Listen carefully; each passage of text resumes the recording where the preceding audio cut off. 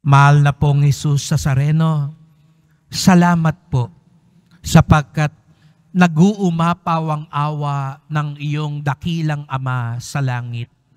Sinugo Kanya upang kami malinis mula sa kasalanan.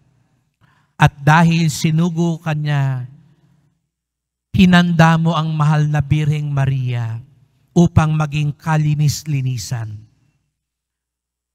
Tulungan niyo po kaming itakwil ang karumihan ng kasalanan sapagkat hindi namin lubos na matatanggap ang biyaya mo kung may puwang ang kasalanan sa aming buhay. Ang aming debosyon makatulong nawa na talikuran ng kasalanan. Linisin niyo po kami upang kami maging handa katulad ni Maria sa iyong grasya at pagpapala. Mahal na pong Jesus Nazareno, kaawaan niyo po kami, basbasan niyo po kami. Amen. Amen.